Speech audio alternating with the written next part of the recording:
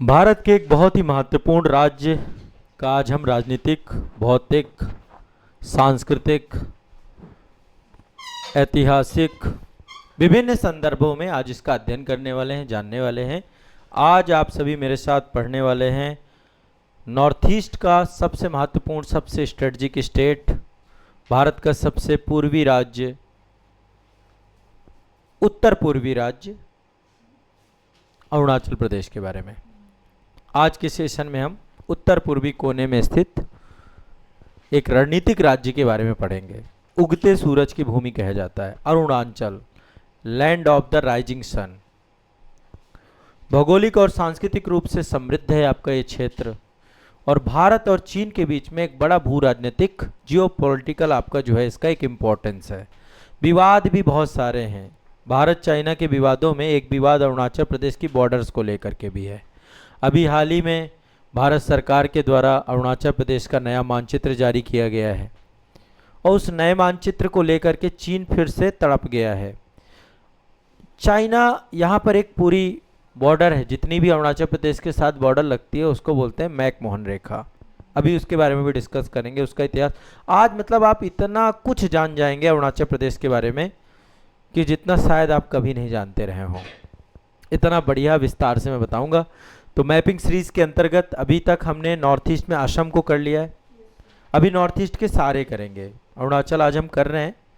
अरुणाचल आपका एक तरफ देखिए भूटान से भी बॉर्डर लगती है या नहीं लगती? भूटान से लगती है ना बॉर्डर, ये देखिए ना भूटान, यहाँ पे ऊपर देखिए चाइना से बॉर्डर लगती है, और इधर म्यांमार से बॉर्डर लगती है। 3 जगह बॉर्डर लगती है। ये म्यांमार के साथ बॉर्डर है आपकी। तो आप समझ सकते हैं यहाँ पे बहुत सारी चैलेंजेस और चुनौतियां भी होंगी। तो पहले एक बार हम इसका भौगोलिक परिचय, भौगोलिक स्थिति कितनी है। क्षेत्रफल के हिसाब से ये नॉर्थ ईस्ट का सबसे बड़ा राज्य है, ठीक है।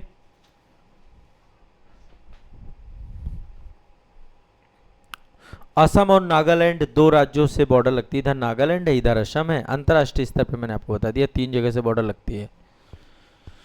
और राज्य बनने का भी सफ़र है आपका। ऐसा नहीं है कि इसका नाम शुरू से ही अरुणाचल प्रदेश था। पहले इसका नाम NEFA था, नेफा प्रदेश बोलते हैं हम। नॉर्थ ईस्ट फ्रंटियर था आपका, इसका नाम नॉर्थ ईस्ट फ्रंटियर एजेंसी के नाम से जाना जाता था। असम का हिस्सा था पहले अरुणाचल प्रदेश। 1972 में यूटी बनाया जाता है, केंद्र शासित प्रदेश के तौर पे भी रहा है ये, और पूर्ण राज्य बनाया गया 1987 में। 20 फरवरी 1987 को पूर्ण राज्य का दर्जा दिया गया। आप सभी जानते हैं भारत का ये 24वां राज्य बना, ठीक है। तो यहाँ पे बहुत सारी जनजातियाँ रहती हैं, बहुत सारी जनजातियों का निवास स्थान है अरुणाचल प्रदेश। लगभग 26 प्रकार की जनजातियाँ यहाँ पे रहती हैं। 100 से अधिक उप जनजातियाँ रहती हैं। यहाँ पे जनजातियों के नाम पे ही पहाड़ों के नाम भी हैं। पहाड़ों में जनजातियाँ रहती हैं, उन्हीं के नाम पे नाम भी हैं। मोनपा, दिगालो, निशी, डाफला, मिरी, अबोर, मिसमी, आपातानी, मिसमी, बहुत सारे नाम हैं। यहाँ पे ज़्यादातर अंग्रेजी, हिंदी और कुछ जनजातीय भाषाएं ज़्यादा बोलते हैं। सभी धर्मों के लोग यहाँ पे रहते हैं। बौद्ध धर्म भी है यहाँ पे। तवांग रीजन है, अभी मैं बताऊंगा जब मैं अभी पूरा मैपिंग कराऊंगा, संभाग बताऊंगा, कितने राज्य में कितने ज़िले हैं, कितने डिवीजन्स हैं, है ना। तो यहाँ पे ईसाई आबादी भी है, हिंदू आबादी भी है, बौद्ध आबादी भी है, सारे लोग सम्मिलित हैं। और बहुत सारे जो जनजातीय संस्कृति है, प्रकृति पूजा है, ठीक है। डोंग्यू पोलो कहते हैं, डोंगी पोलो यहाँ की विशेष सांस्कृतिक जो पारंपरिक प्रकृति पूजा है उसके साथ जुड़े हुए हैं। अब चीन और भारत के साथ बहुत सारे मुद्दे हैं इस पूरे मामले को लेकर। देखो चीन के साथ तो पूरा का पूरा ये वाली आप बॉर्डर देख रहे हैं, ये मैकमोहन लाइन देख रहे हैं, रेड कलर से जितनी भी लाइन है यहाँ तक, इसको मैकमोहन रेखा कहते हैं। मैं इसको डिटेल में बताऊंगा। देखो यहाँ भूटान से चालू हो रही है ना, और पूरा का पूरा यहाँ तक आपकी अवस्थित है। चाइना के साथ लगने वाली बॉर्डर, तिब्बत के साथ, चाइना के तिब्बत के साथ लगने वाली। अरुणाचल प्रदेश में चीन अवैध दावा करता रहता है बहुत सारे क्षेत्रों पे, ठीक है। इसको दक्षिणी तिब्बत बताता रहता है, एक नैरेटिव चला रहा है। भारत का हिस्सा मानने से इनकार करता है। इसके लिए एक टर्म्स यूज करता है, दक्षिणी तिब्बत या जंगनान का क्षेत्र बोलता है इसको वो। सांस्कृतिक और ऐतिहासिक रूप से तिब्बत के साथ जोड़ने का हमेशा प्रयास करता है वो। लेकिन अभी भारत सरकार ने नया मैप जारी करके पूरी स्पष्टता कर दी है कि तिब्बत, अभी मैं बताऊंगा नए मैप को जारी करने के पीछे का कारण क्या मायने था। और अभी लगातार बहुत सारे आप वीडियोस वगैरह देखते होंगे, अरुणाचल प्रदेश के लोग जो है लगातार ये बताते रहते हैं कि बहुत सारे चाइना जो है यहाँ पर चाइना के लोग जो है प्रवेश कर चुके हैं, बड़ी आबादी चाइना की आ गई, चाइना यहाँ पे इंफ्रास्ट्रक्चर डेवलपमेंट कर रहा है, ये भी चीज़ें हैं। यहाँ पे आप देखिए एक जगह है तवांग, मैं भी आपको मैप में दिखाता हूँ, ये देखिए चाइना है, चाइना है, और ये आपका जो है अरुणाचल प्रदेश है। यहाँ पे देखिए एक ये जिला ही है, आगे अभी हम डिस्कस करेंगे इसके बारे में। ये देख रहे हैं ना तवांग रीजन है, यहाँ पे बौद्ध मठ है, इस पे सबसे ज्यादा दावा करता है, यहाँ पे दुनिया का सबसे बड़ा बौद्ध मठ है। तिब्बत के लोग भी यहाँ पे पूजा करने के लिए आते हैं, भारत के लोग भी आते हैं। अच्छा, भारत के लोगों के लिए, भारत के खिलाड़ी प्लेयर वगैरह जो अरुणाचल प्रदेश के खिलाड़ी है ना, जब कभी चाइना वगैरह में कोई गेम होते हैं तो उनको वीज़ा नहीं देता, वो स्टेपल वीज़ा देता है, नत्थी वीज़ा देता है। नत्थी वीज़ा क्या होता है ये भी समझाऊंगा, ठीक है, आज बहुत कुछ जानने को मिलेगा आप लोगों को। तो यहाँ तवांग मठ है, और यहाँ पर तवांग मठ इसलिए इंपॉर्टेंट है क्योंकि दलाई लामा, छठवें दलाई लामा का ये बर्थ प्लेस है।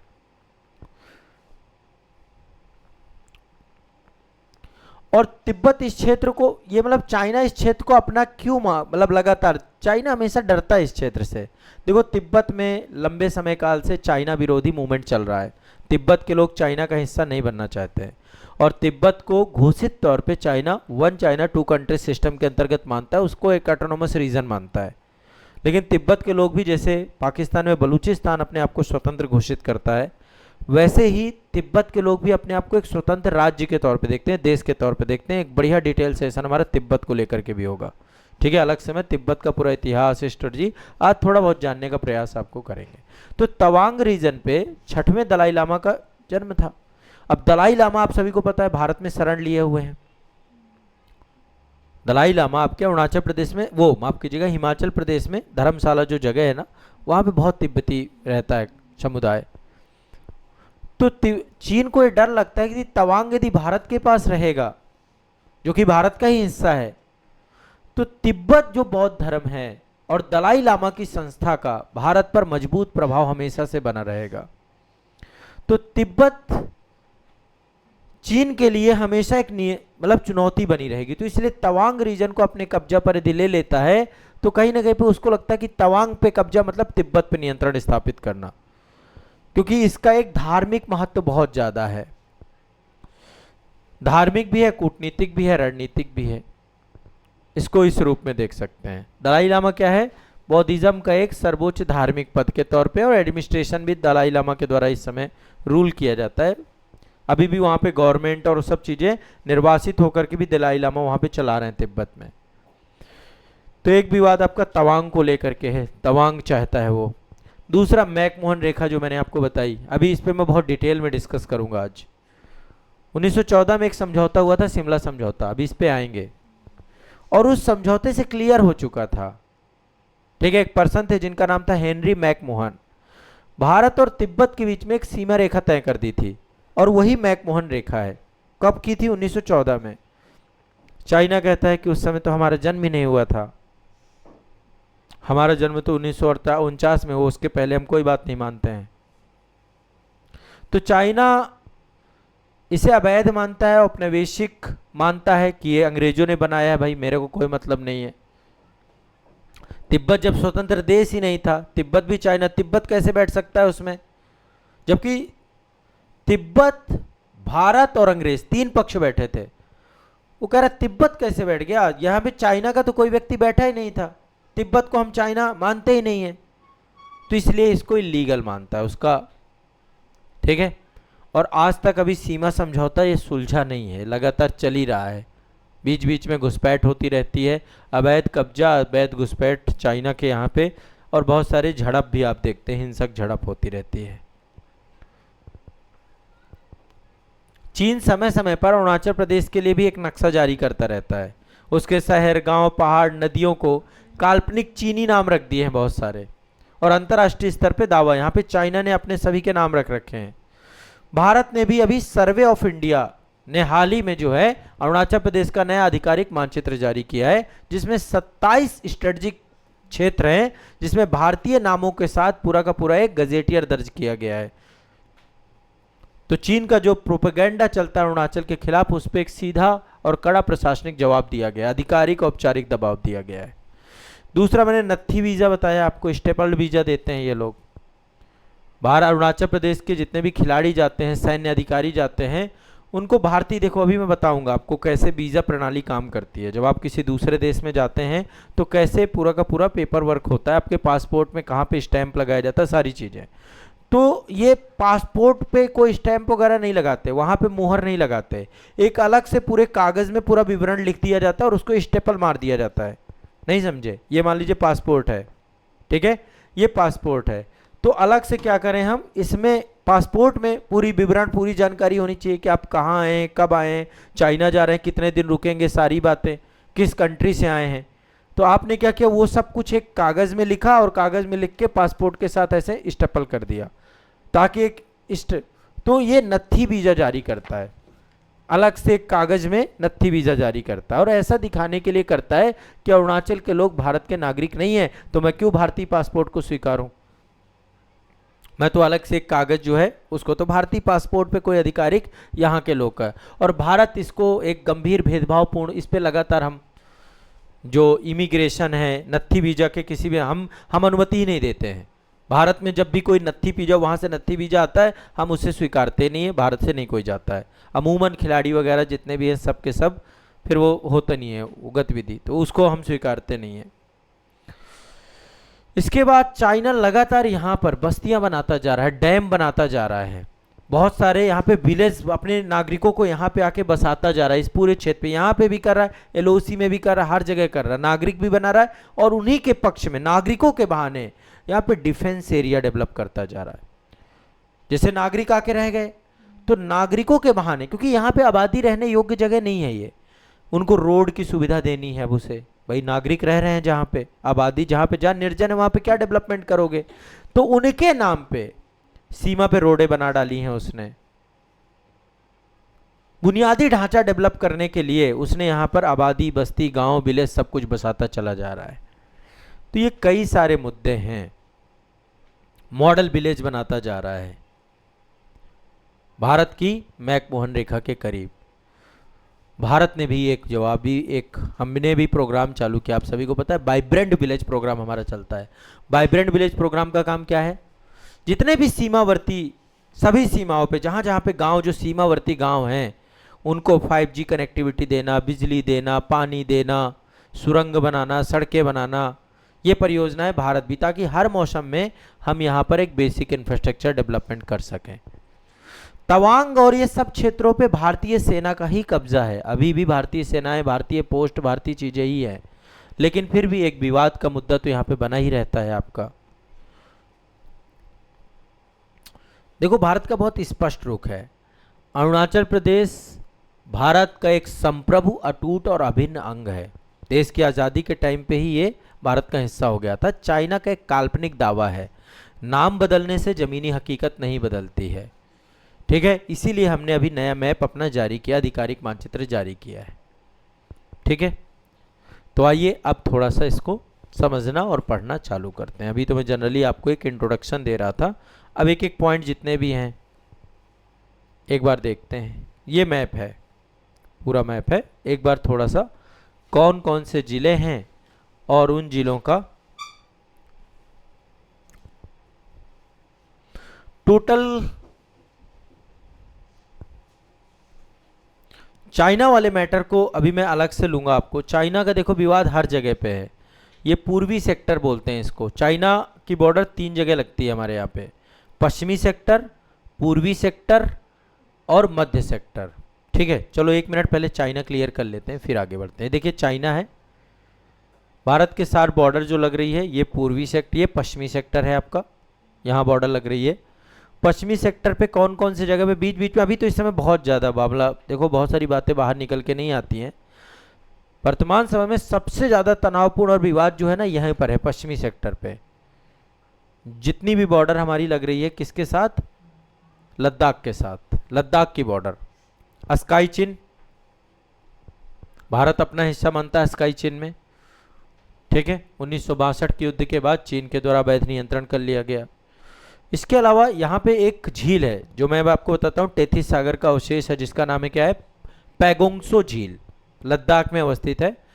वहाँ पर जो है 134 किलोमीटर की रणनीतिक झील है आपकी, और लगभग उसका 1/3 हिस्सा भारत में आता है पैगोंगसो का, और कुछ हिस्सा उसका लगभग 1/3 हिस्सा जाता है किसके पास, बाकी का हिस्सा चाइना के पास जाता है, 1/3 भारत के पास है। वहाँ पे फिंगर एरिया है, 8 फिंगर है टोटल, वो मतलब झील में जो लैंड एरिया निकला उसको फिंगर बोलते हैं। उन फिंगर्स में टकराव होता रहता है बीच बीच में। आप लोग याद करिए गलवान वैली में 2020 में क्या हुआ था, दोनों देशों के सैनिकों के बीच में खूब मार हुई थी, गोलियां नहीं चली थी लेकिन लाठी डंडा मारपीट बड़े स्तर पे। तो गलवान वैली का पूरा मामला, और लंबे समय तक वहां पे विवाद बना रहा।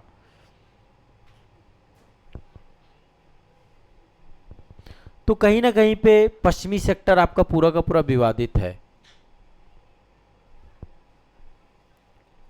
और भी क्षेत्र हैं बहुत सारे। फिर पूर्वी सेक्टर है आपका, पूर्वी सेक्टर ही हम अभी डिस्कस कर रहे थे, पूरा पूर्वी सेक्टर है। मैकमोहन रेखा, ठीक है, मैकमोहन रेखा का मैं इतिहास आपको बताऊंगा। मैकमोहन रेखा के अलावा भी बीच बीच में आपने देखा यहाँ पे गलवान घाटी है, गलवान घाटी काफ़ी यहाँ पे है, भूटान के पास ही है। सिक्किम और भूटान के बीच में चुम्बी घाटी है, उसी के पास गलवान बे वो है, माफ कीजिएगा, डोगलाम बेल, डोगलाम क्षेत्र है, ट्राई जंक्शन क्षेत्र है डोगलाम। डोगलाम में भी एक विवाद हमने देखने को मिला। इसके अलावा अन्य बहुत सारे, एक डेमचोक करके क्षेत्र है, एक देपसांग का मैदान है, वहां पर भी चीन की सेना यहां पर पहुंच चुकी है, पेट्रोलिंग पॉइंट बना चुकी है अपनी। तो लगातार विवाद होता रहता है इस चीज को लेकर के। अभी भी बॉर्डर का बड़ा बुरा मामला है, बहुत बुरा मामला है। इसको दक्षिणी तिब्बत कहता है वो, इसका नाम ही उसने रख दिया दक्षिणी तिब्बत। अरुणाचल प्रदेश को दक्षिणी तिब्बत कहता है क्योंकि बौद्ध संस्कृति है यहाँ पे, और रणनीतिक नजरिए से संवेदनशील है। तिब्बत पूरा बौद्ध संस्कृति है, तो इस पूरे क्षेत्र को लेकर के अभी दिसंबर 2022 में एक यहाँ पे जगह है यांगसे, अभी मैं आपको दिखाऊंगा। उसमें ये देखिए, ये जगह है ना यांगसे, काफी अंदर है ये। इस जगह तक चाइना प्रवेश कर गया था, यांगसे क्षेत्र में, और यहां पर दोनों सेनाओं के बीच में बहुत तगड़ी झड़प हुई, तो काफी अंदर तक आ जाता है। डोगलाम में लगभग 73 दिनों तक खड़ी रही, चाइना रोड बना रहा था, भारतीय सेना भी पहुंच गई। भूटान का क्षेत्र है एक्चुअल वो, ठीक है। भारतीय सेना और चीन की सेना 73 दिन तक खड़ी रही, फिर उसको पीछे हटा। भूटान का क्षेत्र है डोगलाम, भूटान का रीजन है, भूटान के रीजन में घुस आया वो, क्योंकि वो वहां से भारत की निगरानी करना बहुत आसान है, ठीक है। 2 क्षेत्र और हैं देखो, एक तो यहां पे देखिएगा उत्तराखंड है, उत्तराखंड है और हिमाचल प्रदेश है। आपको क्या लगता है यहां शांत रहने देगा वो? यहां भी समय समय पर, यहां पे चमोली जिला है, और चमोली जिला में एक जगह है बाराहोती का मैदान। कई बार चाइना के सैनिक यहां पे प्रवेश कर जाते हैं बाराहोती के मैदान में, और जमीनी घुसपैठ करते रहते हैं उत्तराखंड में। हिमाचल प्रदेश में किन्नौर क्षेत्र और लाहौल स्पीति के जिलों में बड़े स्तर पे जो है चाइना यहाँ प्रवेश कर जाता है। तो हिमाचल प्रदेश और कई जगह तो आबादी नहीं रह रही है, तो बहुत ज़्यादा खबरें आती नहीं है। ये पूरी पूरी बॉर्डर ही अशांत है, बस ये बफर स्टेट नेपाल पड़ जाता है, भूटान पड़ जाता है, इनकी भी हालत खराब किए हुए है, यहाँ भी करता रहता है बीच बीच में घुसपैठ। तो कहानी तो गड़बड़ कर रखा है इसने, ठीक है। अब आइए अरुणाचल प्रदेश के बारे में अब पढ़ते हैं। देखो अरुणाचल प्रदेश का नाम अरुणाचल क्यों पड़ा, ये तो आप सभी जानते हैं, है ना। संस्कृत का शब्द होता है अरुण, अरुण का मतलब क्या है, अरुण किसे बोलते हैं, उगते हुए सूर्य को अरुण कहा जाता है, उगता हुआ सूर्य। और अचल का मतलब क्या होता है, अरुणाचल, अरुण और आंचल, अचल का मतलब क्या होता है, पर्वत। उगते हुए सूर्यों के पर्वतों का प्रदेश अरुणाचल है, ठीक है। टोटल इसका क्षेत्रफल आपका 83,743 वर्ग किलोमीटर है। यहाँ पे हिमालयी पर्वत श्रेणी है बहुत सारी, यहाँ पे शिवालिक की टूटी फूटी बहुत सारी पहाड़ियाँ हैं, गहरी नदी घाटियाँ हैं, घने जंगल हैं। पूर्वी हिमालय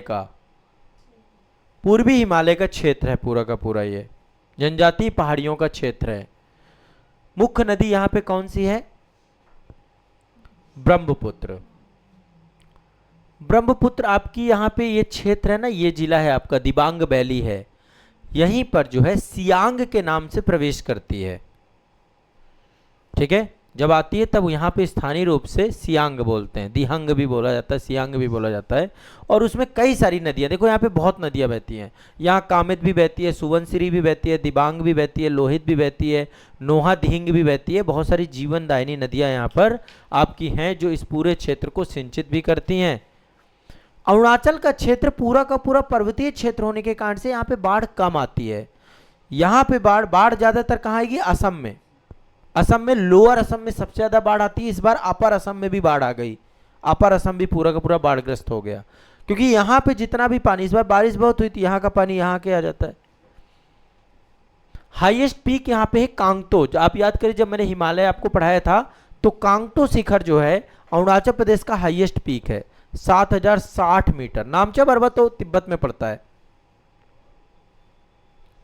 ठीक है, और अरुणाचल प्रदेश के बारे में जानकारी हमें विभिन्न हमारे पौराणिक ग्रंथों में मिलती है। कालिका पुराण, रामायण, महाभारत। भगवान श्री कृष्ण की पत्नी रुक्मणी इसी क्षेत्र की थी, भीष्मक नगर यहीं से थी। परशुराम जी ने अपने पापों का प्रायश्चित यहीं किया था, अरुणाचल प्रदेश में। परशुराम कुंड है यहाँ पे। तो पौराणिक महत्व है इसका, पुराणों से जुड़ा हुआ पूरा का पूरा क्षेत्र रहा है ये। ब्रिटिश काल में इसको नेफा प्रदेश कहा गया। 1873 में इनर लाइन रेगुलेशन यहाँ पे लेकर गया, मैं आगे चल के पढ़ाऊंगा आपको। इनर लाइन परमिट सिस्टम एक नॉर्थ ईस्ट में अंग्रेजों ने बना रखा है कि भैया किसी को भी, जैसे अरुणाचल प्रदेश अभी भी आप जाएंगे ना तो वहाँ पे inner line permit system ILRS system है वहाँ पे, और 4 राज्यों में इनर लाइन परमिट सिस्टम आपका लागू है अभी। जनजातीय क्षेत्र है तो जब आप वहाँ जाते हैं तो जाने के बाद, जैसे भारत में अन्य क्षेत्र में कहीं भी जाइए मस्त रहिए, लेकिन आप अरुणाचल प्रदेश जाएंगे तो वहाँ जाके आपको बताना पड़ेगा आप किस लिए आए हैं और कितने दिन रहेंगे, ये आपको स्पष्ट करना पड़ेगा। ठीक है, और उसकी एक टाइमिंग होगी, अवधि होगी। इनर लाइन परमिट सिस्टम आपको लेना पड़ेगा, बॉर्डर्स में मिल जाता है वो एक्चुअली। तो आपने 7 दिन का इनर लाइन परमिट सिस्टम लिया, मान लो और रुकने का मन है तो फिर आप उसे बढ़वा लीजिए। वो इसलिए बनाया गया ताकि यहाँ के कल्चर पे लोग जाके बसे ना, यहाँ पे थोड़ा प्रोटेक्ट करने के लिए पूरा का पूरा सिस्टम रखा गया। अभी भी 4 राज्यों में नॉर्थ ईस्ट के इनर लाइन परमिट सिस्टम है। तो अंग्रेजों ने 1973 में यहाँ पे इनर लाइन परमिट सिस्टम बनाया, प्रशासनिक रूप से इसको पृथक रखा और इसका नाम रख दिया NEFA Pradesh, North East Frontier Agency. Assam राज्य का ही हिस्सा हुआ करता था नेफा प्रदेश। देश जब आज़ाद हो गया तो आज़ाद होने के बाद 21 जनवरी 1972 को इसको केंद्र शासित प्रदेश बनाया गया पहले, और 20 फरवरी 1987 को 24वां राज्य घोषित कर दिया गया। राजधानी क्या है? यहाँ पे देखिए, ये है राजधानी। अभी भी ट्रांसपोर्टेशन के साधन नहीं है। एक बार मैंने प्लान बनाया था कि अरुणाचल प्रदेश जाना है, लेकिन कोई एयरपोर्ट ही नहीं है यहाँ पे। अरुणाचल प्रदेश में कोई एयरपोर्ट नहीं है। अभी जाकर रेलवे पहुंची है। अभी यहाँ ट्रांसपोर्टेशन वही होता है, आप यहाँ असम में जाइए, गुवाहाटी तक जाइए, गुवाहाटी के आगे आपको जो है अब रेल कनेक्शन क्रिएट किया गया है। डायरेक्ट ट्रेन आपको दिल्ली से कोई अरुणाचल प्रदेश के लिए बहुत कम है, बहुत कम ऑप्शन है। तो अभी ये क्षेत्र ना ट्रांसपोर्टेशन कनेक्ट, एक तो पहाड़ी क्षेत्र है पूरा का पूरा कट्टापट्टा, दूसरा यहाँ पे जनघनत्व तो बहुत कम है। 1 किलोमीटर के दायरे में लगभग 17-18 लोग रहते हैं। कई कई जगहों पे 1 किलोमीटर के दायरे में 2-3 लोग ही रहते हैं। सोचिए घर कहाँ कहाँ बने होंगे। पहाड़ी क्षेत्र, पहले तो पहाड़ों में घर हैं सारे के सारे, ज़्यादातर घर पहाड़ों में, जनजातियाँ पहाड़ों में ही रहती हैं। प्रशासनिक दृष्टिकोण से 28 जिले हैं और 3 डिवीज़न हैं। अभी हाल ही में कुछ बनाए गए हैं जिले। ठीक है, 3 प्रमुख डिवीजन्स हैं, संभाग या मंडल हैं, और 28 जो है इसके टोटल क्या हैं। एक पश्चिमी संभाग है, ठीक है, आप देखिए ये पश्चिम वाला क्षेत्र है तो पश्चिमी संभाग, ये मध्य संभाग और ये पूर्वी संभाग। ठीक है, पश्चिमी संभाग है, उसमें तवांग है, पश्चिमी कामेंग है, पूर्वी कामेंग है, अभी मैं बता दूंगा। ये ना कामेंग वाला क्षेत्र, पश्चिमी पूर्वी कामेंग, ये सब है ना, ये पश्चिमी वाला है, ये पश्चिमी है, इसमें सबसे ज़्यादा जिले पश्चिम में ही हैं आपके। फिर मध्य संभाग है, फिर पूर्वी संभाग है, 3 भागों में डिवाइड किया गया है ये।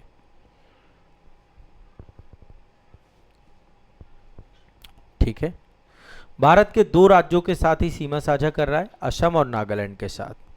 3 अंतर्राष्ट्रीय बॉर्डर्स हैं, भूटान, तिब्बत और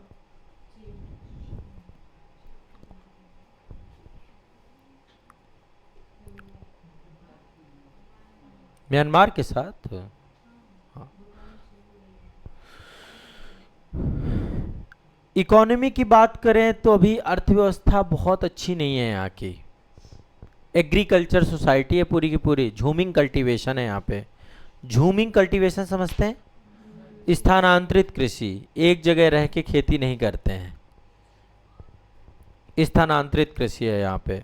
जनजातियाँ रहती हैं, सीढ़ीदार खेती है, चावल यहाँ की मुख्य फसल है, और भी यहाँ पे बहुत सारी चीज़ें। अदरक जो आती है ना, अरुणाचल प्रदेश की अदरक आती है, अदरक, अनानास, संतरा, कीवी, सेव के बागान, ये भी सारी चीज़ें हैं।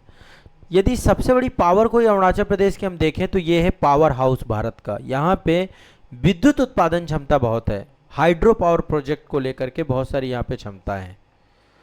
19 गीगावाट से अधिक जल विद्युत क्षमता यहाँ पे अभी इस्टेब्लिशमेंट की गई है। यहाँ पे मेगा पावर प्रोजेक्ट आपके लगे हुए हैं, जल विद्युत क्षमता है। बहुत सारे खनिज और वन उत्पाद भी हैं यहाँ पे, कोयला, चूना पत्थर, पेट्रोलियम भंडार, बांस, औषधीय पौधे, ये सब चीज़ें यहाँ पर हैं। बहुत सारी जनजातियाँ रहती हैं, 26 से अधिक जनजातियाँ हैं, 100 से अधिक उप जनजातियाँ हैं। धार्मिक बहुलता बहुत है, महायान बौद्ध धर्म है यहाँ पे, बौद्ध धर्म की महायान शाखा। और मैंने आपको बताया कि यहाँ पे एक विशेष कल्चर है जिसको बोलते हैं डोन्यू पोलो। डोनी पोलो कल्चर, ये क्या है? प्रकृति पूजा से जुड़ा हुआ है, जनजातीय कल्चर है आपका। सूर्य की पूजा की जाती है। डोन्यू का मतलब है सूर्य, डोनी का मतलब है सूर्य की, पोलो का मतलब कौन है? चंद्रमा। डोन्यू पोलो, सूर्य और चंद्रमा की पूजा करते हैं ये। पूर्वी जनजातियां बहुत हैं यहाँ पे, ईसाई धर्म, हिंदू धर्म, कुछ जनजातियां हिंदू जनजातियां भी हैं, जैसे मिसिंग जनजाति। ईसाई में नौक्टे हो गया, वांचो हो गया, कई सारी। यहाँ पे एक विशेष त्यौहार मनाया जाता है जिसका नाम रहता है लोसार। लोसार एक नया वर्ष है, जब हर साल नया वर्ष आता है ना, तो यहाँ पे मोनपा जनजाति है वो लोसार मनाती है। ठीक है, लोसार। सोलुंग त्यौहार यहाँ पे एक मनाया जाता है, सोलुंग, लोसार, द्रि उत्सव, न्योकुम, ये कई सारे यहाँ के स्थानीय त्यौहार हैं जो कि जनजातियों के द्वारा मनाए जाते हैं। 20 से ज़्यादा यहाँ पे स्वतंत्र भाषाएं बोली जाती हैं, ज़्यादा आपकी तिब्बत समूह से जुड़ी हुई चाइना तिब्बत, सिनो तिब्बतन भाषाएं आपकी होती हैं। ठीक है, लेकिन अंग्रेजी यहाँ का मुख्य भाषा है, जितने भी काम किए जाते हैं सारे अंग्रेजी में किए जाते हैं। ठीक है, बोलचाल में हिंदी का प्रयोग करते हैं, अरुणाचली हिंदी का प्रयोग करते हैं। टूरिस्ट पर बहुत सारे टूरिस्ट प्लेस हैं यहाँ पे। तवांग एक टूरिस्ट प्लेस है, तवांग मठ है यहाँ पे। तिब्बत जाएं, अरुणाचल जाएंगे, तवांग मठ जाइए। भारत का सबसे बड़ा, एशिया का दूसरा सबसे बड़ा, ठीक है, 6ठे दलाई लामा की जन्मस्थली तवांग रीजन पे है। जायरो घाटी है यहाँ पे, जायरो घाटी। जायरो घाटी लोग बहुत जाते हैं यहाँ पे। यहाँ पे देखिए ये अपर सुबनसिरी का क्षेत्र है और यहीं पे लोअर सुबनसिरी का क्षेत्र है। ये है ना लोअर सुबनसिरी का क्षेत्र, यहाँ पर है जायरो घाटी। यहाँ पर एक जायरो म्यूजिक फेस्टिवल होता है, हर साल होता है। यहाँ पे एक जनजाति है जिसका नाम है आपातानी जनजाति, उसके द्वारा जो है ये पूरा का पूरा जायरो म्यूजिकल फेस्टिवल का आयोजन किया जाता है निचला सुबनसिरी पे। यहाँ पे एक राष्ट्रीय उद्यान भी है, कोई राष्ट्रीय उद्यान का नाम तो बता सकते हैं आप लोग, बताइए। नामदफा, नामदफा राष्ट्रीय उद्यान चांगलांग में पड़ता है, चांगलांग क्षेत्र में पड़ता है यहाँ पे, ठीक है।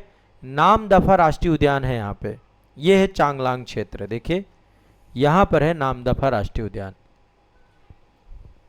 दुनिया का एकमात्र राष्ट्रीय उद्यान जहां बिल्ली परिवार की चारों बड़ी बिल्लियां पाई जाती हैं। यहाँ बाघ भी पाया जाता है, तेंदुआ भी पाया जाता है, हिम तेंदुआ भी पाया जाता है, क्लाउडेड तेंदुआ भी पाया जाता है।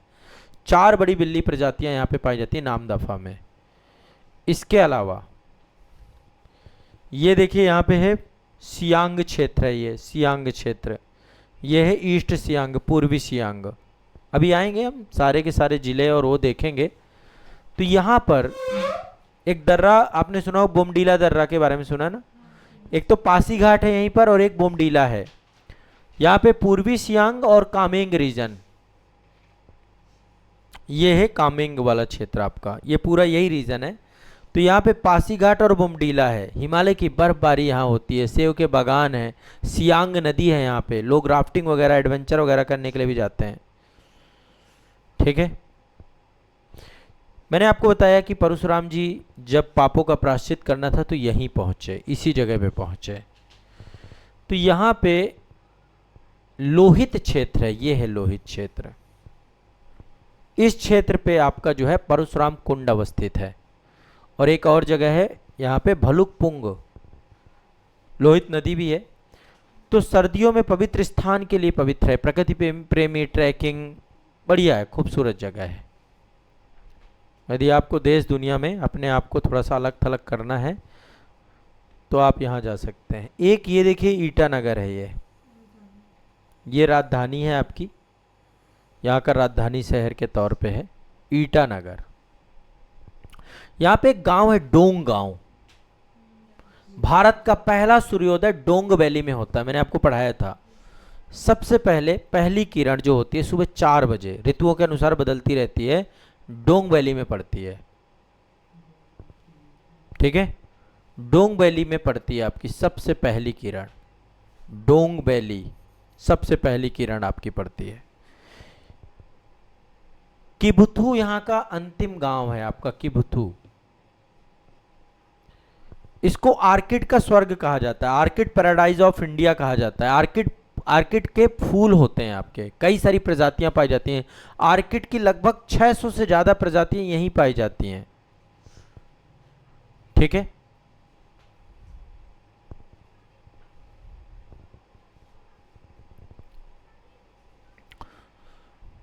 हार्नबिल यहाँ पे एक पक्षी है, हार्नबिल एक पक्षी होता है। हार्नबिल फेस्टिवल तो नागालैंड में मनाया जाता है, हार्नबिल एक पक्षी है। तो यहाँ पे पक्के टाइगर रिजर्व है, वहाँ पे आदिवासियों के द्वारा हार्नबिल के नेक्स्ट बनाए जाते हैं, ठीक है। बड़े बड़े घोंसले बनाए जाते हैं और उनका संरक्षण किया जाता है, हार्नबिल संरक्षण।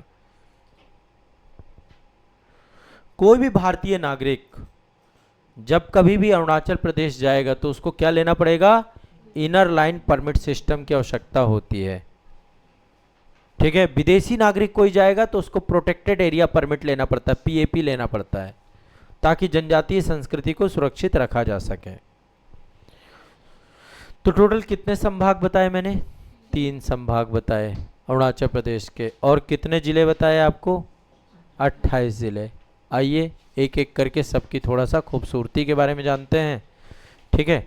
देखिए ये आपका वेस्ट डिवीजन है, ये आपका पूरा वेस्ट डिवीजन है, ये आपका वेस्ट डिवीजन है। सबसे ज़्यादा जिले इधर ही हैं, 14 जिले हैं इधर वेस्ट डिवीजन में, ठीक है। 14 जिले हैं, अभी मैं सारे जिले बताऊंगा। फिर ये आपका मध्य वाला है, बीच वाला हिस्सा, यहाँ पे 5 जिले हैं, ठीक है। और फिर आपका इधर पूर्वी वाला हिस्सा, इधर वाला हिस्सा है, इसमें 9 जिले हैं। तो सबसे ज़्यादा पश्चिम में ये, पश्चिम से ही शुरू करते हैं, एक एक करके देखते हैं। आइए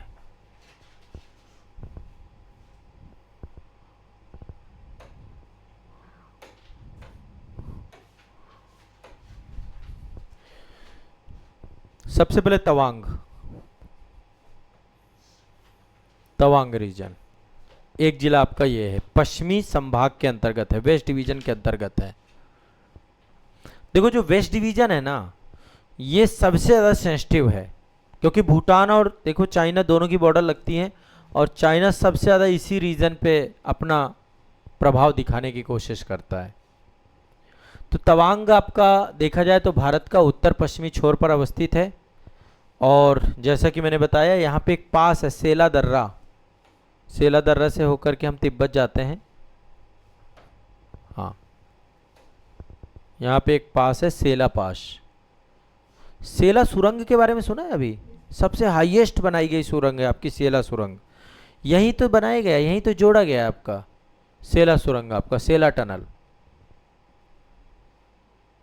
ठीक है, तवांग को भारत से जोड़ता है पूरा, सेला सुरंग को इस तरीके से बनाया गया ताकि तवांग से हमारी कनेक्टिविटी बनी रहे।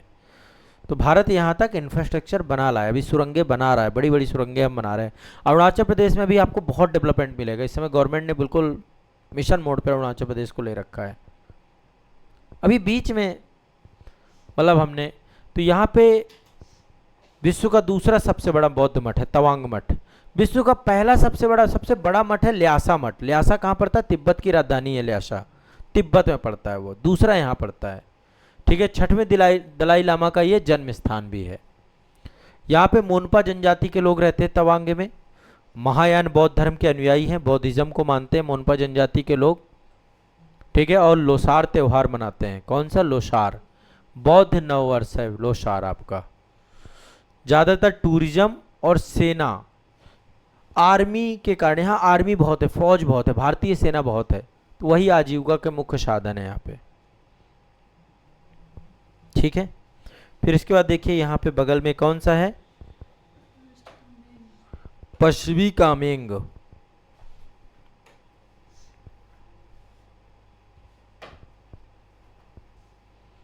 अगला जिला है आपका पश्चिमी कामेंग। पश्चिमी कामेंग, मुख्यालय बोमडीला है यहाँ पे। तवांग, तवांग पहाड़ी स्थलाकृति है, ठंडी जलवायु है, सेब और कीवी बहुत होते हैं यहाँ पे। यहाँ पे भी कई सारी जनजातियाँ रहती हैं, मोनपा जनजाति, सरदुकपेन, आका, मिजी जनजातियाँ बहुत सही रहती हैं और बौद्ध धर्म को मानती हैं यहाँ पे। ठीक है, यहाँ पे एक वन्यजीव अभ्यारण्य है जिसका नाम है ईगल नेक्स्ट। ईगल नेक्स्ट वन्यजीव अभ्यारण्य है वेस्ट कामेंग में, कामेंग में।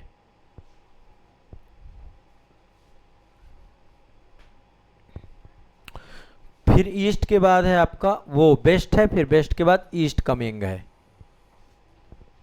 ईस्ट कामेंग है। इसका मुख्यालय सेप्पा है, ईस्ट कामेंग मुख्यालय सेप्पा। कामेंग नदी के नाम पे है पड़े हैं, ईस्ट कामेंग, वेस्ट कामेंग। ठीक है, कामेंग नदी है ना ब्रह्मपुत्र की सहायक, तो उसी के नाम पे। तो यहाँ पर जो है बहुत सारे वन फॉरेस्ट पाए जाते हैं, नदी के किनारे दोनों तरफ जो है उष्णकटिबंधीय वन पाए जाते हैं यहाँ पे। यहाँ पे जो है निसी जनजाति के लोग रहते हैं, और न्योकुम करके एक त्यौहार है वो मनाते हैं यहाँ पे, फसल बुआई का त्यौहार है। यहाँ पे झूमिंग कल्टीवेशन बहुत होता है। ठीक है, और वनों से मिलने वाले उत्पादों पर निर्भर रहते हैं यहाँ पे रहने वाली जनजातियाँ। यहाँ पे देखिए इसके बाद नीचे एक जिला है जिसका नाम है पक्के केसांग। इसको पहले नहीं था, अभी बनाया गया, पूर्व कामेंग से ही अलग करके पक्के केसांग बनाया गया है। यहाँ पे पक्के टाइगर रिजर्व है। पक्के टाइगर रिजर्व का नाम सुना है? अरुणाचल प्रदेश, पक्के टाइगर रिजर्व अरुणाचल प्रदेश, बहुत बार क्वेश्चन पूछता है। ठीक है, यहाँ पे हॉर्नबिल की बहुत सारी प्रजातियों को संरक्षित किया जा रहा है। हॉर्नबिल नेक्स्ट अडॉप्शन प्रोग्राम आपका है, दुनिया का वन्यजीव संरक्षण की मिसाल है। फिर इसके पास ही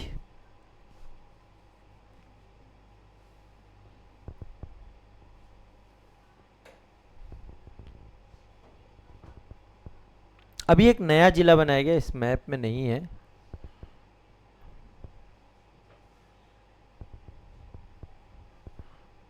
देख लेते हैं, अपडेटेड जिला है।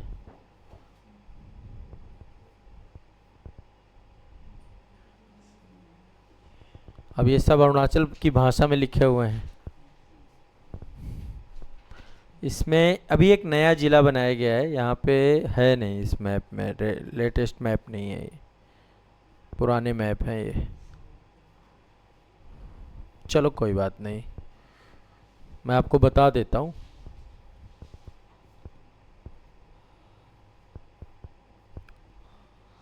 हाँ, एक नया जिला बनाया गया है यहाँ पे, बिचौम, बिचौम जिला बनाया गया है, फरवरी 2024 में ही बनाया गया था। पश्चिमी कामेंग से अलग करके, यहीं पर है आपका, पश्चिमी कामेंग से अलग करके बिचौम बनाया गया है, बिचौम जिला, बिचौम। ठीक है, यहाँ पर भी आका जनजाति, मिजी जनजाति के लोग रहते हैं। इसके बाद देखिए यहाँ पे एक जिला है जिसका नाम है पापुम पारे। पापुम पारे बहुत इंपॉर्टेंट है। यहाँ की जो राजधानी है ईटानगर, पापुम पारे में ही अवस्थित है। ईटानगर देखिए, पापुम पारे, पापुम पारे जिला। हाँ, शहर का, जिला नहीं है। इस जिले के अंदर एक क्षेत्र है, एक शहर है ईटानगर। राज्य की राजधानी ईटानगर भौगोलिक रूप से इसी जिले के भीतर अवस्थित है। तो राज्य का प्रशासनिक क्षेत्र और शैक्षणिक केंद्र पापुम पारे में बहुत सारा मतलब डेवलपमेंट यहीं पर आपको देखने को मिलेगा। ठीक है, मुख्यालय यूपिया है इसका। तो यहाँ पे राजीव गांधी विश्वविद्यालय है रोनो हिल्स में। यहाँ पे एनआईटी है, एनआईटी अरुणाचल प्रदेश है आपका, National Institute of Technology Arunachal Pradesh. ठीक है, पापुम पारे के भीतर ही ईटानगर राष्ट्रीय राजधानी क्षेत्र है। अभी लगातार इसको बात चल रही है, ईटानगर को भी ना एक स्वतंत्र जिला स्तरीय प्रशासनिक इकाई का दर्जा प्रदान करने का मुद्दा आपका चल रहा है। तो संभवतः अभी ईटानगर भी आपका एक स्वतंत्र जिला बन जाएगा जल्दी। ठीक है, पापुम पारे से अलग करके, क्योंकि यहाँ पे लॉ एंड ऑर्डर का मुद्दा है, यातायात का मुद्दा है, लोग लगातार इसमें आकर के प्रवेश करते जा रहे हैं, है ना। तो एक जिला स्तरीय प्रशासनिक व्यवस्था।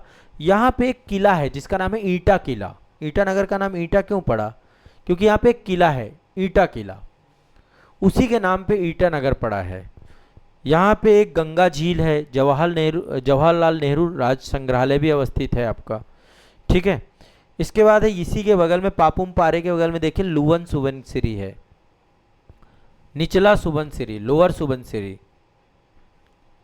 यहाँ पे जायरो घाटी है, जायरो घाटी अपनी प्राकृतिक स्वतंत्रता के लिए यूनेस्को विश्व अस्थायी सूची में, अभी जायरो घाटी अभी अस्थायी सूची में है, स्थायी में नहीं डाला गया है। ठीक है, प्राकृतिक सुंदरता और यूनेस्को वर्ल्ड हेरिटेज साइट के तौर पे है। यहाँ पे एक विशेष प्रकार का जनजाति रहती है जिसका नाम है आपातानी जनजाति। आपातानी जनजाति का निवास स्थल है और यहाँ पर आपातानी लोग जो है पर्यावरण, यहाँ पे गीले चावल की खेती की जाती है, वेट राइट कल्टीवेशन किया जाता है, गीले चावल की खेती। यहाँ पे महिलाएं एक अलग ही तरीके की प्रथा, टैटू बनवाती हैं। हाँ, वृद्ध महिलाएं भी चेहरों पर टैटू बनाती हैं, नाक में लकड़ी का प्लग पहनती हैं, मतलब वो नोज ही होता है जिसको क्या बोलते हैं, कील टाइप का। तो विशेष प्रकार का, देखो ये जो टैटू वैटू बनाने वाली प्रक्रिया है ना, बहुत पहले से है। हमारी नानी बनवाई थी, हाथ में लिखवाते थे, है ना, हाथ में अपना नाम। अच्छा, क्यों लिखवा लेते थे? भूल जाए, मतलब उनको पढ़े लिखे होते नहीं थे, तो एक पहचान बनवा दी जाती थी, गोदवाना बोलते थे। हमारे मशीन लेके आते थे, गोद देते थे, है ना, तो वो कुछ एक चिन्हारी बना दिए। अब पहले क्या था, पर्दा प्रथा थी। आप समझो बात को, कई बार क्या होता, पर्दा प्रथा होती थी। अब घर में 10 महिलाएं हैं, अब आपको पता करना है कि हमारी वाली कौन, तो वो कई बार टैटू काम आ जाता था। समझो बात को, मैं बहुत देखो कट टू कट हस्बैंड का नाम लिखवा दिया जाता था। तो कई बार, अब जैसे महिलाएं क्या होता, हस्बैंड का नाम ही नहीं बोलती थी पहले। अब मान लो गेट में कोई आ गया, पूछ लिया, अब भाई साहब उनके लिए धर्म संकट, नाम कैसे बोल दे, धर्म भ्रष्ट हो जाएगा, तो अपना वो दिखा देती थी, ये नाम लिखा है। वो अलग है, वो अलग चीज है, मैं उसकी बातें नहीं कर रहा हूँ, मैं उत्तर प्रदेश की बात कर रहा हूँ, अपने क्षेत्र की। तो पहले का जो समाज था, सोसाइटी था, उसमें एक ये जरूरत भी थी। लेकिन यहाँ पे जो है, ठीक है, हाँ, अपने आत्मरक्षा के लिए बहुत सारी चीज़ों को लेकर के कई सारे मुद्दे हैं, तो यहाँ पे टैटू बनाए जाते हैं, पारंपरिक टैटू बनाने की पूरी प्रक्रिया। ठीक है। म्यूजिकल फेस्टिवल बहुत होते हैं यहाँ पे। जायरो म्यूजिकल फेस्टिवल होता है आपका जायरो में, वैश्विक पर्यटक बहुत सारे टूरिस्ट पहुँचते हैं यहाँ पे। इसके बाद अगले उसमें चलते हैं, अगले ज़िले पे चलते हैं।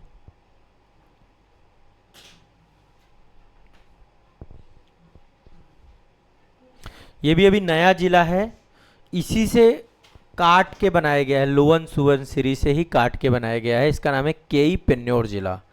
केई पेन्नोर जिला जो है अभी फरवरी मार्च में बनाया गया है। 28वां जिला बना है, यही है आपका 28वां जिला, अभी नया जिला बना है।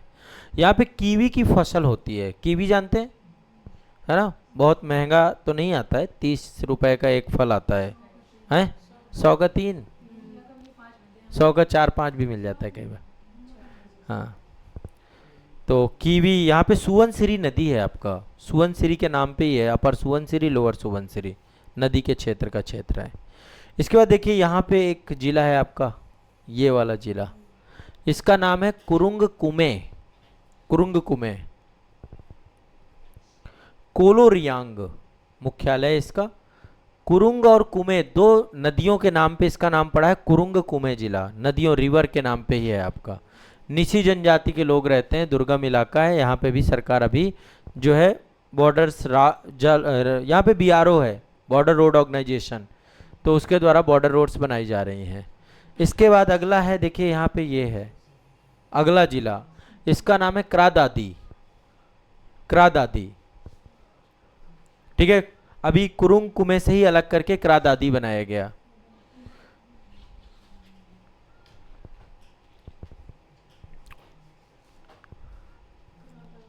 क्रादादी, इसके बगल में ही आपका एक कामले, हाँ मुख्यालय क्रादादी का जामीन, नहीं इतना नहीं, बस जनरली जान लीजिए। देखो आप लोगों के लिए तो एक मैं चाह रहा हूँ कि भारत को जानिए, ये भी आपके भारत का एक हिस्सा है क्रादादी। मेरी ये मैपिंग सीरीज चलाने के पीछे का एक ही उद्देश्य है, मैं चाहता हूँ भारत के लोग भारत को जानें, आप लोग भी जानिए कि अच्छा ये भी कोई जिला है, आप प्रयागराज तक सीमित ना रहें, ठीक है, भारत के हर जिले के बारे में जान पाएँ, 2-4 बातें जान पाएँ, इस कल्चर को जान पाएँ। तो मैप ऑफ इंडिया और मैप ऑफ वर्ल्ड दोनों के पीछे का पर्पज़ बहुत बड़ा है, बहुत विस्तारित है। मैप ऑफ इंडिया का पर्पज़ ये है कि मैं चाहता हूँ कि आप पहले भारत से परिचित होइए और मैप ऑफ वर्ल्ड से फिर विश्व से भी परिचित होइए, इसलिए मैं केवल जनरली आपको केवल जिला या नहीं, इनके बारे में थोड़ा थोड़ा जानकारी भी आपको रहे, ठीक है। तो ये कुरुंग जिले से ही अलग करके आपका पूरा का पूरा बना है क्रादादी, ठीक है, कुरुंग कमे जिले से ही बना है। इसके बाद नेक्स्ट है कामले, ये आपका नया है, इसको भी जो है 2 जिलों से मिला के, ये जो अपर सुबनसिरी और लोअर, इससे मिलाकर हटा करके नया बनाया गया आपका, ठीक है, अभी नया ही बना है। यहाँ पे भी निसी गालो जनजातियाँ पाई जाती हैं, बहुत सारा यहाँ पे नेचुरल साइट्स है, प्राकृतिक क्षेत्र है। फिर यहाँ पे अपर सुबनसिरी, ऊपरी सुबनसिरी जिला, ठीक है, सुबनसिरी नदी का ऊपर वाला क्षेत्र है। यहाँ पे जितनी भी नदियां हैं, चूंकि यही उद्गम क्षेत्र नजदीक होता, बहुत तेज भाव वाली नदियां ओपन सुबनसिरी में। यहाँ पे एक विशेष प्रकार का त्यौहार मनाया जाता है टैगिन। यहाँ पे टैगिन जनजाति पाई जाती है, टैगिन जनजाति के द्वारा ही टैगिन और सी दोन्याई ऐसे करके 2 त्यौहार मनाए जाते हैं। पृथ्वी और सूर्य की पूजा होती है यहाँ पर। सी का मतलब है पृथ्वी और दुनियाई का मतलब है सूर्य, श्री दुनियाई पूजा, ठीक है। इसके बाद है आपका अगला जिला है, ठीक है, यहाँ पे देखिए ये है अगला जिला है लेपाराडा। लेपाराडा,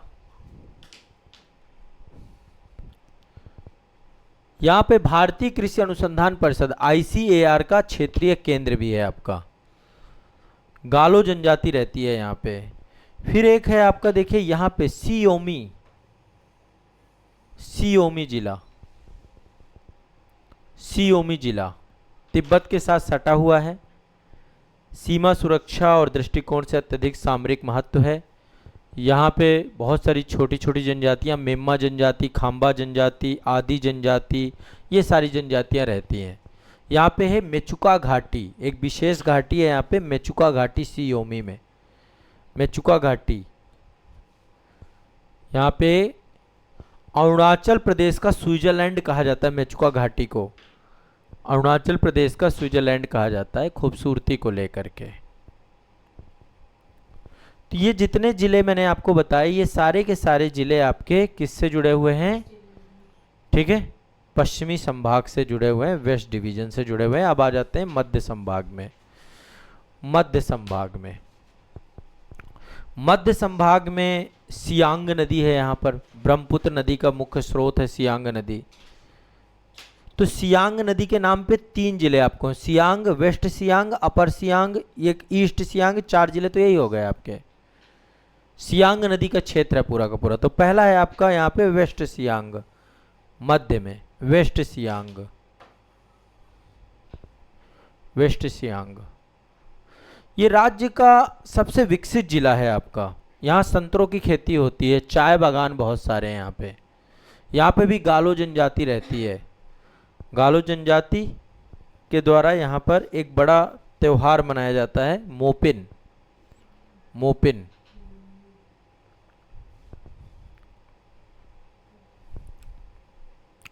इसमें लोग एक दूसरे के चेहरे पर सफ़ेद चावल का आटा लगाते हैं मोपिन त्योहार में। इसके बाद सियांग, अगला है सियांग, वेस्ट सियांग, सियांग। सियांग नदी के किनारे ये बसा हुआ है। वाटर राफ्टिंग, कई सारी एडवेंचर और ये सब चीज़ों को लेकर के लोग यहाँ पर पहुँचते हैं सियांग में। इसके बाद है अपर सियांग। अब आप कभी अरुणाचल घूमने जाओगे आपको आसान हो जाएगा अरुणाचल।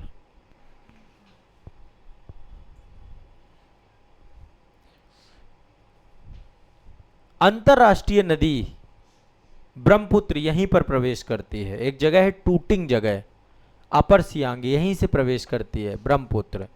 ब्रह्मपुत्र का प्रवेश स्थल है ये, यार्लुंग सांगपो बोलते हैं ब्रह्मपुत्र को।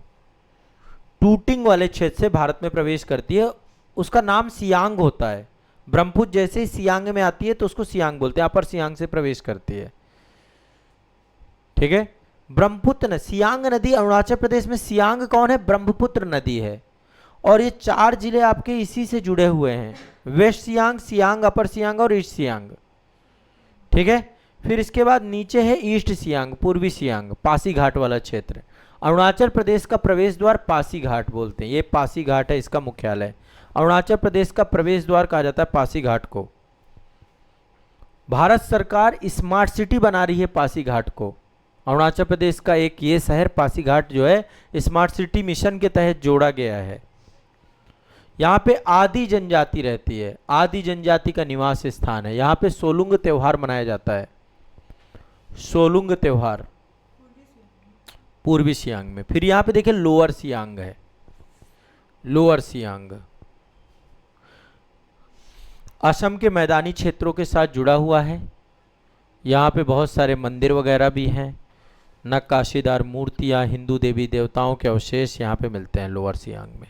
तो ये हो गए 5 हो गए होंगे आपके मध्य में। अब आपका बचा पूर्वी, अब आ जाते हैं पूर्वी में।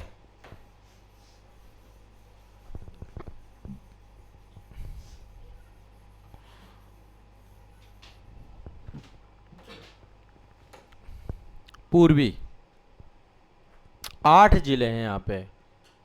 भारत का सबसे पूर्वी छोर, चीन की पूर्वी सीमा, म्यांमार का अंतर्राष्ट्रीय सीमा को कवर करता है।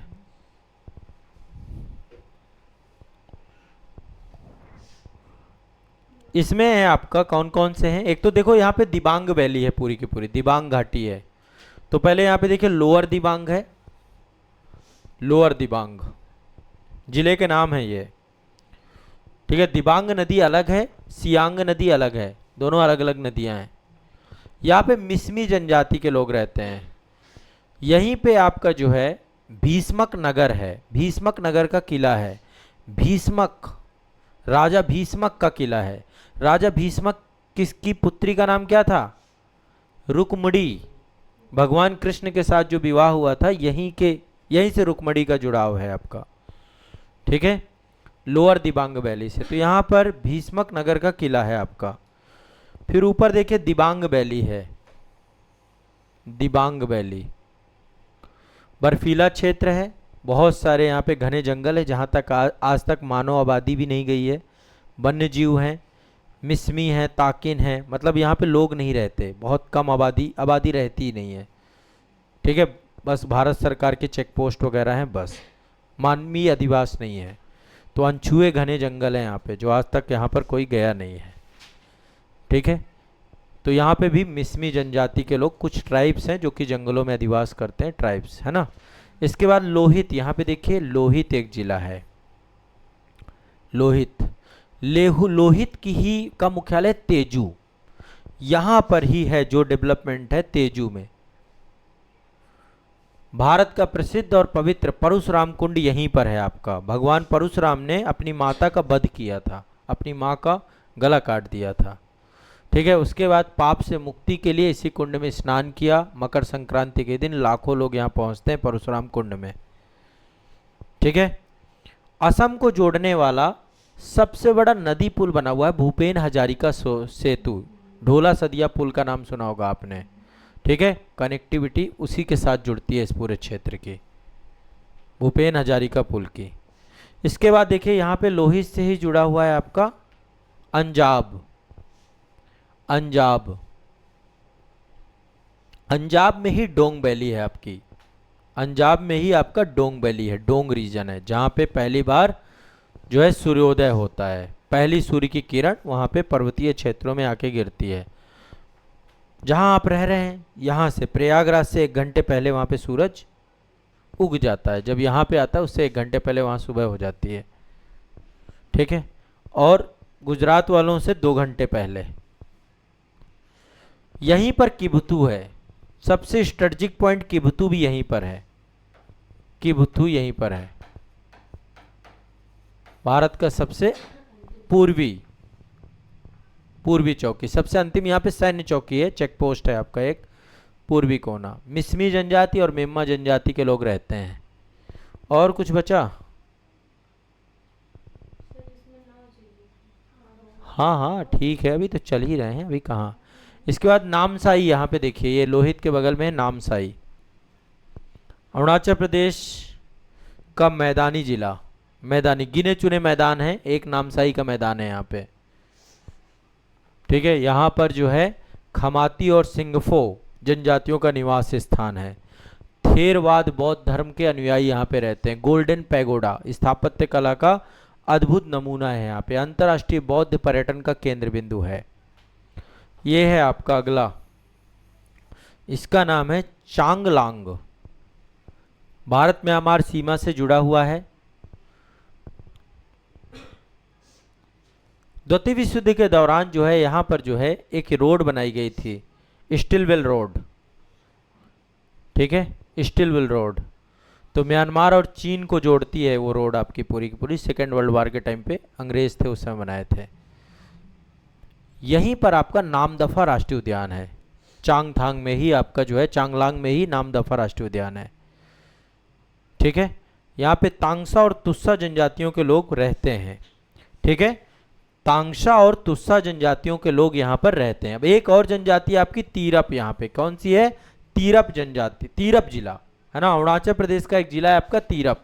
तो यहाँ पे खोंसा जनजाति, खोंसा यहाँ का मुख्यालय है, और यहाँ पर एक विशेष प्रकार की जनजाति रहती है जिसका नाम है नोक्टे जनजाति। ठीक है, 18वीं शताब्दी में आप सभी लोग एक पर्सन का नाम जानते होंगे नॉर्थ ईस्ट में, श्रीमंत शंकर देव।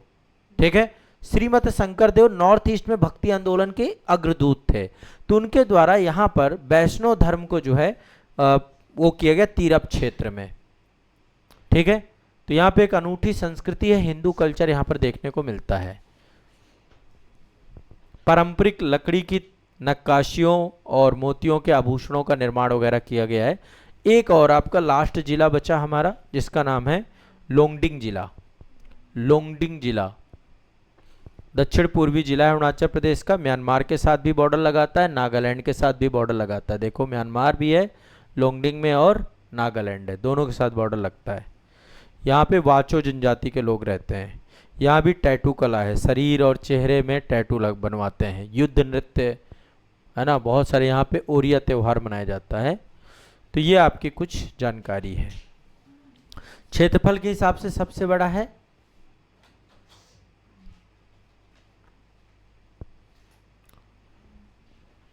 अब तो चेंज हो चुके हैं काफी सारे। यहाँ पे दिबांग वैली, सबसे छोटा तवांग है आपका। नया आपका केई पेन्योर जिला है, केई पेन्योर जिला है। सबसे कम आबादी दिबांग घाटी में ही रहती है, यहाँ पर बहुत सबसे कम आबादी दिबांग घाटी में। वैसे भी यहाँ पे बहुत कम लोग रहते हैं। ये तो हो गया थोड़ा सा डिस्कशन आपका जिले वगैरह का। अब थोड़ा सा मैकमोहन रेखा पे आ जाते हैं। इसके बारे में थोड़ा सा मैं आपको स्पष्ट कर देता हूँ। इतिहास समझ लेते हैं मैकमोहन रेखा का। मैकमोहन रेखा भारत और चाइना के बीच में है। टोटल 800। ईटानगर, ईटानगर को भी जोड़ के चलिए। ईटानगर भी आपका जिले के तौर पे ही डेवलप हो रहा है। हाँ, ईटानगर को नहीं जोड़ा आपने? वो एक जिले के अंदर है जिसको अभी डेवलप किया जा रहा है, उसको भी लिख लीजिए। वो भी जिला ही बनाया जा रहा है, इसलिए 28 टोटल आपके मान के चलिए। मैकमोहन रेखा, मैकमोहन रेखा भारत और चीन के बीच में हिमालय क्षेत्र में 890 किलोमीटर की ये टोटल की टोटल आपकी बॉर्डर है। विदेश सचिव थे इस समय जिनका नाम था हेनरी मैकमोहन। ब्रिटिश भारत के विदेश सचिव थे हेनरी मैकमोहन, उनके नाम पे रखा गया है। 1914 में शिमला में एक समझौता हुआ और 3 पक्ष आकर के मिले, तिब्बत, ब्रिटिश भारत, इन दोनों ने मिल करके ये एक समझौता किया, तिब्बत और ब्रिटिश भारत। ठीक है, 1914 में आपका शिमला समझौता हुआ, लेकिन आज चाइना इसको मानने को तैयार नहीं है। तब हमने इसको बॉर्डर बनाया था। क्यों किया ये काम, क्यों बनाया 1914 में, मैकमोहन रेखा क्यों बनी? रशियन रेवोल्यूशन का टाइम चल रहा था 1914। आप याद करिए 1917 में रशिया की क्रांति हुई थी। तो ब्रिटिश साम्राज्य और रशियन साम्राज्य में विचारात्मक वहां पे एशिया के वर्चस्व की लड़ाई चल रही थी, जिसको बोलते हैं ग्रेट गेम। रशिया भी इन्वेड करना चाहता था एशिया में, धीरे धीरे अपना विस्तार कर रहा था, और ये चाइना से लगा हुआ क्षेत्र था। और चाइना और रशिया बहुत दूर नहीं है, जुड़ी हुई है चाइना रशिया की बॉर्डर्स। तो ब्रिटिशर्स को लगा कि एक बफर स्टेट होना चाहिए, तो तिब्बत को एक बफर स्टेट के तौर पर डेवलप करना चाहते थे। तो जब ग्रेट गेम चल रहा था, ग्रेट गेम का मतलब समझिए ब्रिटेन और रशिया की एशिया में वर्चस्व की लड़ाई, तो ब्रिटिश अपनी सीमाओं को सुरक्षित रखने के लिए तिब्बत को रूस और चीन के बीच में एक स्वतंत्र बफर स्टेट, तिब्बत एक स्वतंत्र राज्य था, स्वतंत्र देश था। चाइना ने उसको अतिक्रमण करके, बाद में माओ तुंग ने अतिक्रमण किया उसको, तो एक बफर स्टेट बनाया गया। और बफर स्टेट बनाए रखने के लिए ये आपकी लाइन खींची गई। 1911 में चीन में किम राजवंश था आपका। जब किम राजवंश का पतन हुआ, वहां पे सांस्कृतिक क्रांति हुई 1911 में चाइना में, तो तिब्बत ने अपने आप को स्वतंत्र राष्ट्र बना दिया। किम राजवंश से अपने आप को स्वतंत्र कर लिया था। और ब्रिटिश सरकार इसी का लाभ उठा करके उत्तर पश्चिमी सीमा को हमेशा के लिए सुरक्षित करने के लिए 1914 में एक शिमला समझौता कर लेती है। ठीक है, ध्यान समझिएगा, 3 पक्ष मिले थे इसमें, चाइना, तिब्बत और ब्रिटिश भारत। 1911 का चाइना, इन प्रतिनिधियों को शिमला बुलाया गया था और बुला करके हेनरी मैकमोहन ने एक वार्ता की थी। तिब्बत को 2 हिस्सों में बांट दिया गया था, इनर तिब्बत और आउटर तिब्बत। इनर तिब्बत जो चाइना के प्रभाव में था, आउटर तिब्बत जो स्वायत्त क्षेत्र था। ठीक है, तिब्बत को 2 भागों में बांटा गया था, इनर तिब्बत और आउटर तिब्बत। ठीक है, इनर तिब्बत का मतलब है तिब्बत का वो हिस्सा जो कि चाइना के इंपैक्ट में है, चाइना के प्रभाव में है, आंतरिक तिब्बत। और बाहर का तिब्बत ये स्वायत्त क्षेत्र के तौर पे रहता है। और तिब्बत के साथ एक बॉर्डर तय कर दी गई थी। ठीक है, बॉर्डर तय कर दी गई, और यही बॉर्डर आपकी जो है आज मैकमोहन रेखा के तौर पे है, भूटान से लेके म्यांमार तक जाती है आपकी। उस समय तिब्बत के प्रतिनिधि भी इसमें स्वीकृति दे चुके थे। उस समय देखो, अब जितना भी विवाद है, उस समय बाकायदा एक मानचित्र बनाया गया था और उस मानचित्र को साइन कराया गया था सभी प्रतिनिधियों की। ठीक है, नक्शा बीजिंग भी भेजा गया था, चीन की सरकार के पास भी भेजा गया था और चीन की सरकार ने भी इसको एक्सेप्ट कर लिया था उस टाइम पे। ठीक है, चीन की सरकार का केवल एक ही विरोध था, इनर तिब्बत और आउटर तिब्बत। वो चाह रहे थे कि इनर तिब्बत आउटर तिब्बत जैसा कोई कॉन्सेप्ट ना रहे, तिब्बत एक प्रांत रहे और तिब्बत चाइना के अंदर रहे, उसको लेकर उनका विवाद था। लेकिन भारत और तिब्बत की बॉर्डर को लेकर कोई विवाद नहीं था उस समय। इस विवाद को जन्म दिया बाद के चाइना ने। तो हम 1914 के उस शिमला समझौता को आज भी मानते हैं और उसी को आधार बना करके हमने इसको बॉर्डर बना रखा है। लेकिन चाइना कहता है तिब्बत कभी स्वतंत्र देश था ही नहीं, आउटर तिब्बत जैसा कॉन्सेप्ट हमने कभी दिया ही नहीं, हमेशा चीन का हिस्सा बना रहा, इसलिए उसको संधि का कोई अधिकार नहीं था, वो संधि में सम्मिलित कैसे हो गया तिब्बत। ठीक है, भारत शिमला समझौता को एक कानूनी दस्तावेज मानता है। तिब्बत और ब्रिटिश भारत दोनों ही वैध सत्ताओं के बीच किया गया एक समझौता मानता है, लेकिन चीन कहता है कि तिब्बत को हम एक लीगल एंटिटी नहीं मानते हैं, तिब्बत सम्मिलित हुआ था इसलिए इस समझौते को हम रद्द करते हैं, अमान्य करते हैं। ये पूरा का पूरा मामला है। इस कारण से आज भी यहां पर विरोध और गतिरोध बना हुआ है। समझ रहे हैं बात को? कोई दिक्कत तो नहीं है? ठीक है, एक ऐतिहासिक सीमा आपकी बना दी गई। ब्रिटिश साम्राज्यवाद, उपनिवेशवाद मानसिकता के अंतर्गत ये जो है, चाइना कहता है कि ब्रिटिश साम्राज्यवाद की देन है मैकमोहन रेखा, हमने तो बनाई ही नहीं है। भारत का कहना है कि ये तो प्रकृति ने बनाया है, ब्रिटिश भारत में भी ये नेचर ने बनाया, ये पूरा ये वो क्षेत्र है जो हिमालयी क्षेत्र है, हिमालय का यहाँ तक, यहाँ शिवालिक वाला क्षेत्र तो प्राकृतिक सीमा के तौर पे, प्राकृतिक भौगोलिक सीमाओं के तौर पे डेवलप किया गया है इसे। ठीक है, पूरा अरुणाचल प्रदेश पे भारत दावा करता है, यहाँ पे बाकायदा लोकतांत्रिक चुनाव होती है, हमारा मुख्यमंत्री बैठता है, सरकार चुनी जाती है, डेमोक्रेटिक सिस्टम है। चाइना इसको दक्षिणी तिब्बत कहता है। ठीक है, इसका नाम बदल चुका है, इसका नाम एक प्रांत रख चुका है, उसका नाम रख रखा है जननांग क्षेत्र। ठीक है, ये नाम भी उसने रख दिया, अपना दावा लगातार करता रहता है।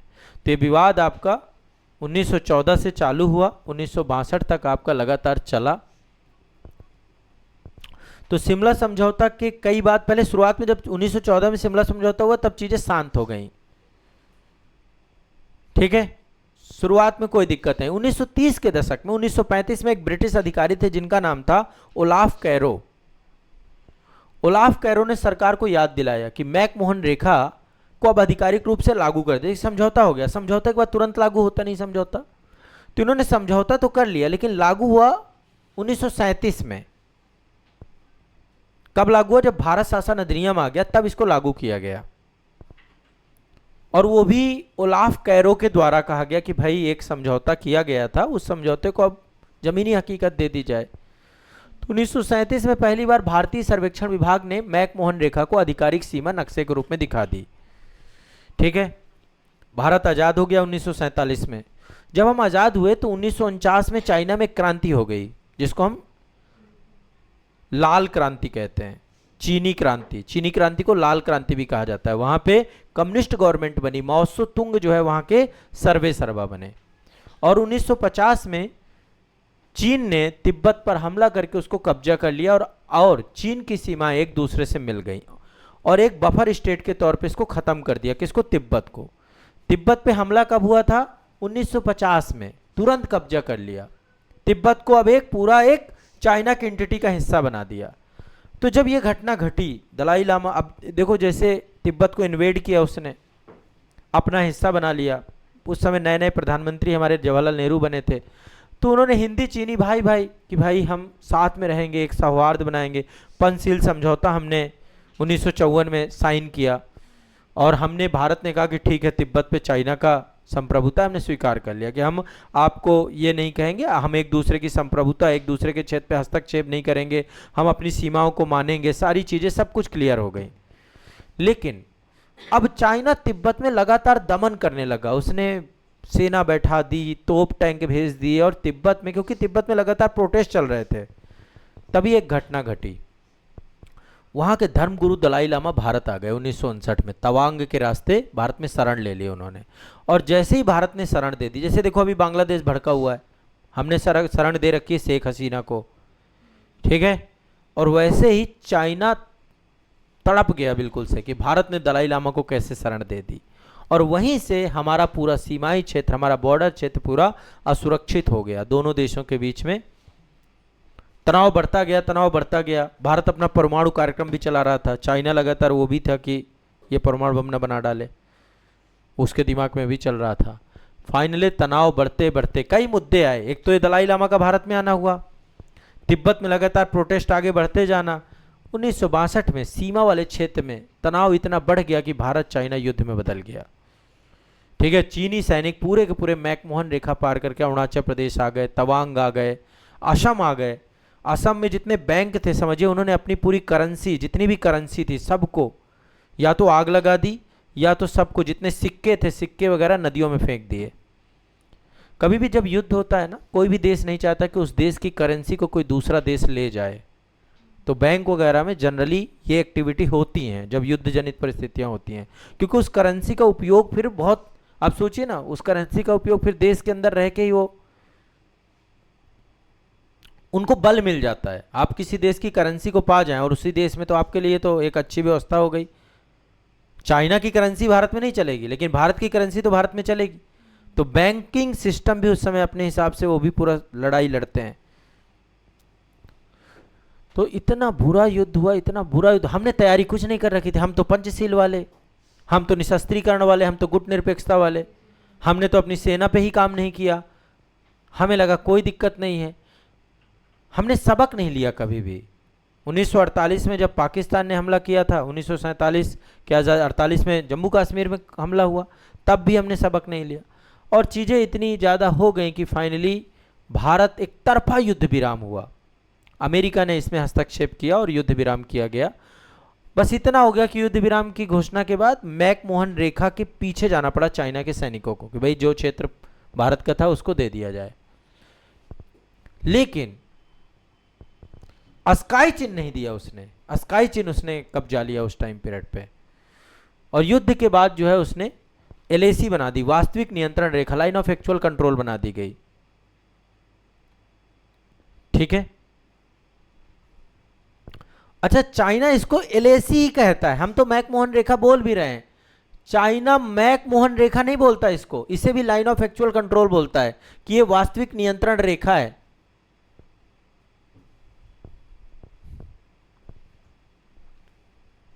इसी के आसपास, और ये वाली रेखा को नहीं मानता, इसी के आसपास है कि यहाँ पे हम अभी कंट्रोल में है, हमारी चेक पोस्ट है। लेकिन वो अंदर पूरे रीजन पे आ जाता है समय समय पे। पूरा नाम बदल दिया अरुणाचल प्रदेश का, क्षेत्र का नाम बदल दिया है। और सबसे बड़ा जो कारण मैंने आपको बताया, चूंकि तिब्बत में लगातार प्रोटेस्ट हुए, तिब्बत अपने आप को स्वतंत्र बनाना चाहता है। चाइना में केवल तिब्बत भर नहीं बनाना चाहता, हांगकांग में प्रोटेस्ट होते हैं, मकाओ में प्रोटेस्ट होते हैं, ताइवान में प्रोटेस्ट चल रहे हैं। बारूद के ढेर पे बैठा हुआ है चाइना। देखो चाइना के पास इकोनॉमिक पावर बहुत है, सैन्य पावर भी बहुत है, लेकिन वहाँ डेमोक्रेसी नहीं है। वहाँ की जनता के अंदर लगातार विरोध है।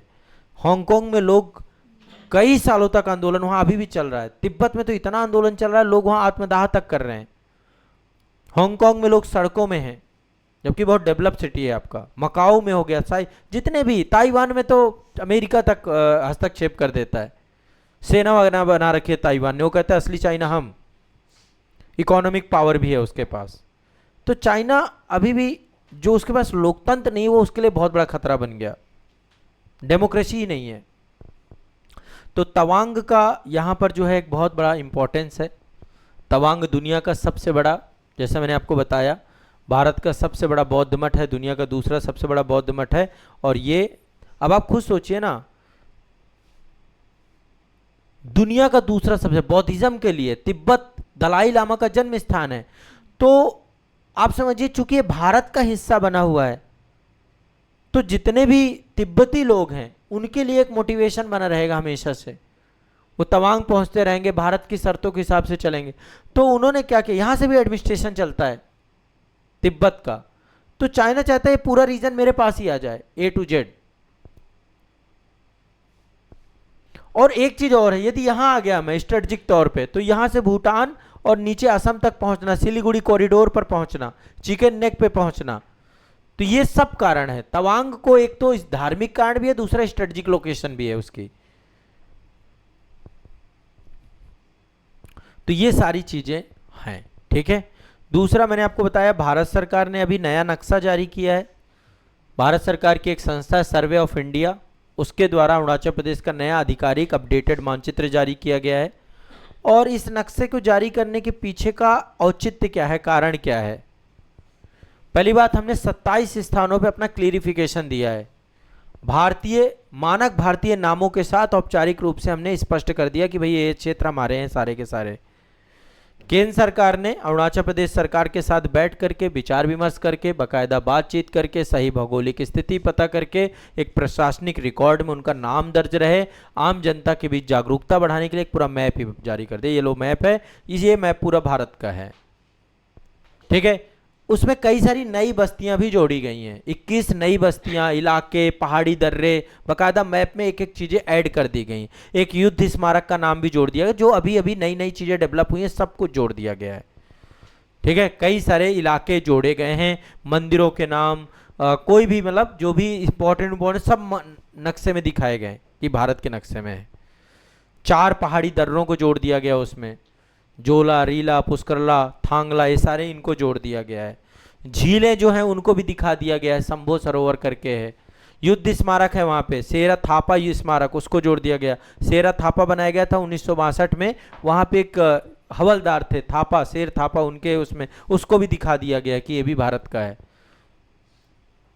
नक्शे में एक जसवंतगढ़ जैसी जगह, उसको भी दिखा दिया गया है। तो जितनी भी जगह हैं सबको नक्शे में भारत ने ऐड कर दिया है। और जैसे ही भारत ने नक्शा जारी किया तो चाइना जो है, इसको जो जगनान क्षेत्र बोलता है, ठीक है, जगनान क्षेत्र रख दिया, दक्षिणी तिब्बत रख दिया, काल्पनिक नए नए नाम रखते जा रहा, सबके नाम बदल दिए, जितने जिले हैं सबके नाम, अपना भी मैप जारी करता है वो। तो भारत ने पूरे मानचित्र को, चाइना को तो अवैध हम कहते ही हमेशा हमेशा से, तो चाइना ने भी कहीं ना कहीं पे, चाइना भी इस चीज को लेकर के अपनी प्रतिक्रिया जाहिर कर रहा है। क्यों किया हमने?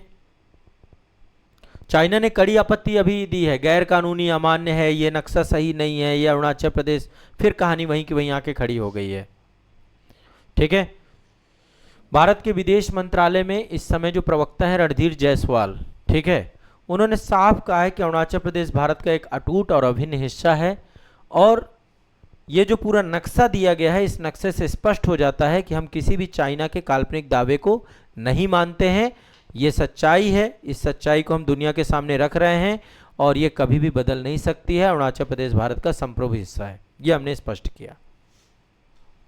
अब नया मानचित्र का जो पूरा डेवलपमेंट हुआ है, कई सारे मानकों के आधार पे हुआ है, कई सारे सरकारी रिकॉर्ड जहां पे इंडिया की गवर्नमेंट वहां पे काम करती है, सब चाइना के काल्पनिक चीजों को हमने हटा करके पूरा ये बनाया है। अब इसके पीछे का कारण क्या, फायदा होगा, ये नक्शा जारी करने के पीछे का क्या कारण होगा?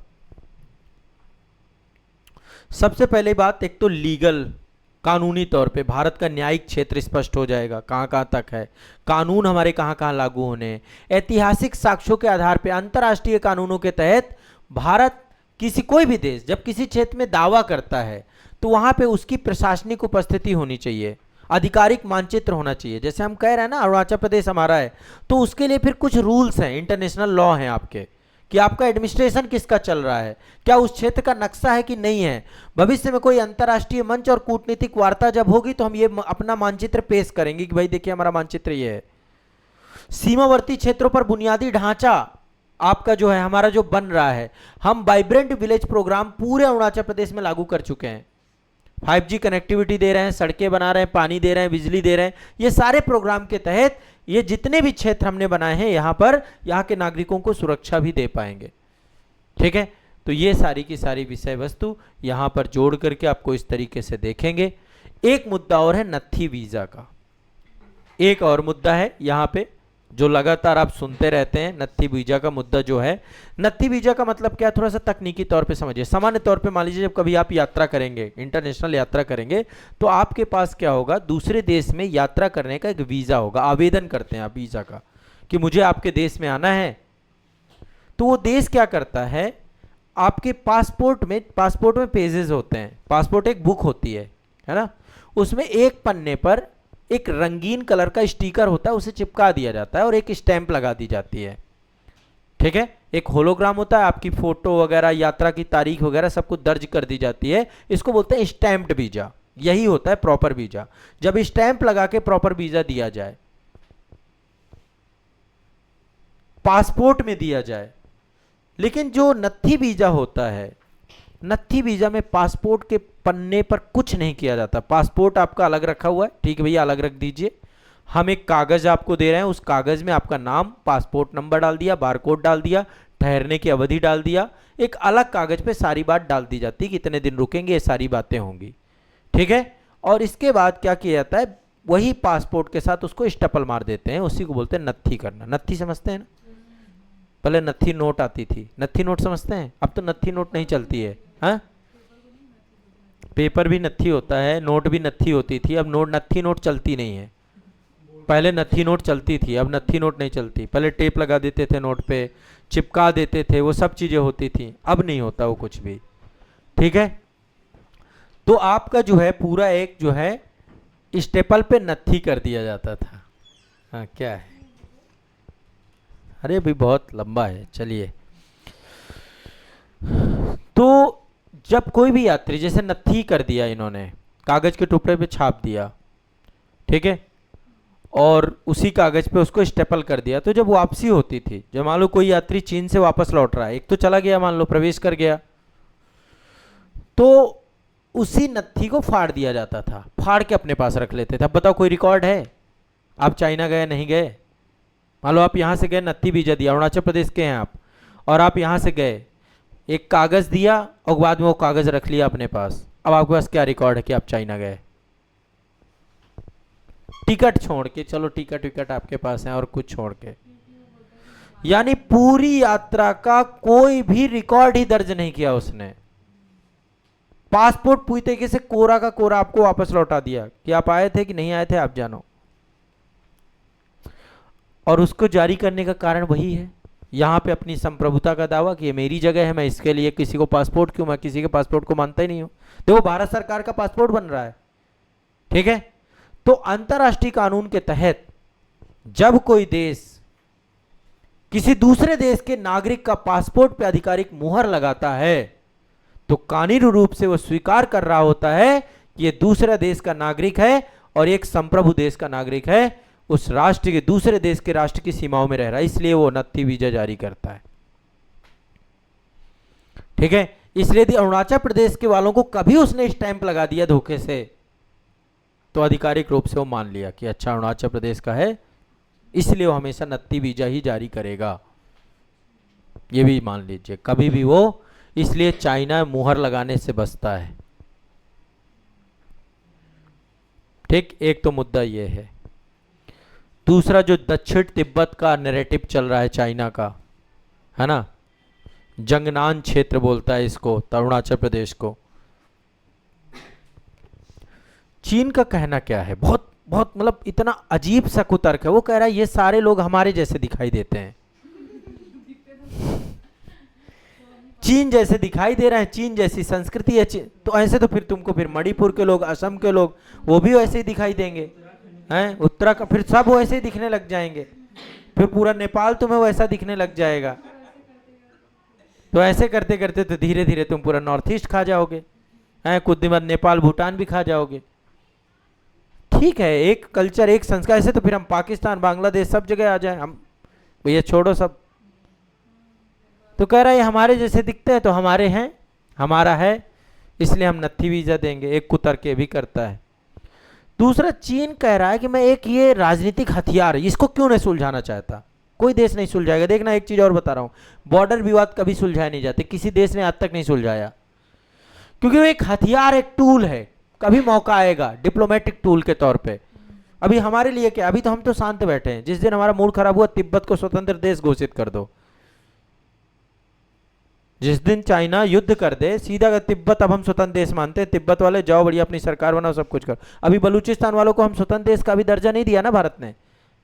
जिस दिन पाकिस्तान लड़ जाए, भारत को कुछ नहीं करना, बलूचिस्तान वालों को भैया तुम देश हो, अब तुम्हारा डिप्लोमेसी, देश का मतलब क्या है, अपना डिप्लोमेट बैठाओ। अब चाइना के डिप्लोमेट से हम बात नहीं करेंगे, तिब्बत वाले अपना डिप्लोमेट बताएं, बलूचिस्तान वाला एक डिप्लोमेट कूटनीति बना ले, हम डायरेक्ट तुमसे वार्तालाप करेंगे, तुम्हें बताओ क्या क्या चीज चाहिए, अब संप्रभु देश की तरह व्यवहार करेंगे। तो भारत ये कम नहीं करता है, हम क्योंकि हम सब चीजों को लेकर के ना, तो ये विवाद कभी वो नहीं सुलझाएगा, कभी नहीं सुलझाना चाहेगा। चीन की नीति है,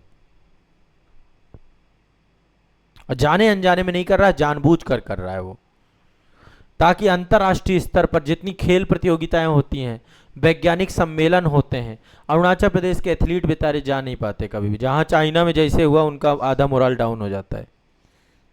भारत सरकार जाने नहीं देगी, वो खुद भी नहीं जाते हैं। सैन्य अधिकारी जो होते हैं, नौकरशाह जो होते हैं, यदि अरुणाचल प्रदेश का मान लो कोई डिप्लोमेट है बेचारा, वहां का कोई सिविल सर्विसेज पास कर गया और उसको चाइना जाना हुआ, तो कहीं ना कहीं सोचो उसके सामने कितना, पूरे दुनिया के सामने वो एक संदेह जताता रहता है, एक विवादास्पद डिस्प्यूट टेरिटरी के तौर पे डेवलप कर रहा है। तो ये पूरा मामला है। और 2005-6 में इसने बड़े स्तर पे नत्थी वीजे चालू किए, पहले नहीं देता था, 2005-6 से चालू किए, पहले गुपचुप तरीके से देता था। और लगातार 2007 में क्या है, एक मामला निकल के आया था 2007 में, एक आईएएस अधिकारी थे जिनका नाम था तकम संजय, उनको स्टडी के लिए भारत सरकार चाइना भेज रही थी, वो अरुणाचल प्रदेश के थे। चीन ने उनको दे दिया नत्थी वीजा। जैसे उनको नत्थी वीजा दिया, भारत सरकार ने उस दौरे को रद्द कर दिया, और वहां से इसकी पॉलिसी खुल के सामने आ गई। इसके बाद इसने और काम किया, इसने जम्मू कश्मीर वालों को भी नत्थी वीजा देना चालू कर दिया, कि एक स्काई चिन्ह तक देता था, ये जम्मू कश्मीर वालों को भी दे दिया, अपनी नीति का विस्तार कर दिया। भारत ने अब कश्मीर नहीं जा सकते, कश्मीर के लोग अब चाइना नहीं जा सकते, चाइना के लोग भी कश्मीर बंद कर दिए। तो अरुणाचल प्रदेश के लिए अभी चालू किए है, कश्मीर के लिए अभी इसने बंद कर दिया है बीच में, भारत ने जब इसको किया। 2023 में चीन के चेंगदू में एक वर्ल्ड यूनिवर्सिटी गेम्स का आयोजन हुआ था, उसमें बहुत सारे अरुणाचल प्रदेश के 3 खिलाड़ी थे। उन तीनों खिलाड़ियों को चीनी दूतावास ने नत्थी वीजा दिया। भारत ने पूरी, वुसु गेम होता है एक आपका, वुसु खेल के खिलाड़ी थे, पूरा टीम भारत को नहीं जाने, भारत ने वो रोक लिया। तो ये बहुत बड़ी दिक्कत है। भारत की बहुत साफ पॉलिसी है, नत्थी वीजा दोगे तो नो फ्लाई पॉलिसी रहेगी हमारी, विमान चढ़ने पर रोक है। हमारे अधिकारी जितने भी इमिग्रेशन, देखो जब कभी आप विदेश जाओगे, आप जब भी जाओगे, भारत में एक इमिग्रेशन डिपार्टमेंट होता है, ठीक है, आप एक बार अपना सिक्योरिटी चेक कराते हो, सिक्योरिटी चेक करने के बाद इमिग्रेशन होगा आपका। तो नत्थी वीजा वाले किसी भी भारतीय को देश से बाहर जाने की अनुमति नहीं है, एयरपोर्ट में उन्हें रोक दिया जाता है। भारत सरकार नत्थी वीजा को एक वैध दस्तावेज नहीं मानती है। जिस यात्रा का कोई रिकॉर्ड ही ना रहे, कल के दिन हमारे नागरिक को कुछ हो जाए, कुछ भी दिक्कत हो जाए, तो भारत अपने नागरिकों को भेजता ही नहीं है। और भारत कह रहा है कि ये एक तरीके का भेदभाव है, निवास स्थान के आधार पे, जातीयता के आधार पे अलग अलग वीजा। भारत के बाकी लोगों को तो आप वीजा देते हो, लेकिन अरुणाचल प्रदेश को नहीं दे रहे हो, तो अंतरराष्ट्रीय राजनयिक मानदंडों के खिलाफ है पूरी चीज। और इससे भारत और अरुणाचल प्रदेश के जो द्विपक्षीय संबंध हैं, उन पे बहुत बड़ा जो है प्रभाव पड़ा हुआ है आपका, ठीक है। बीच बीच में रास्ते हमारे असामान्य हो जाते हैं, कभी देखते हो ट्रेड चलता है, कभी बार ट्रेड नहीं चलता है, सब एक दूसरे के साथ जो है, तो कहानी काफ़ी ख़राब है, ठीक है। तो ये सारी बातें मिल करके आपके सारे मुद्दे अरुणाचल प्रदेश से जुड़े हुए आज मैंने क्लियर कर दिए हैं। नया मैप बता दिया, नत्थी वीजा बता दिया, सब कुछ बता दिया, क्या छोड़ा मैंने, ठीक है। अब आपको जो है अरुणाचल प्रदेश के बारे में जो भी चर्चा में आए, आराम से आप उसके बारे में लिख सकते हैं, ठीक है। चलिए।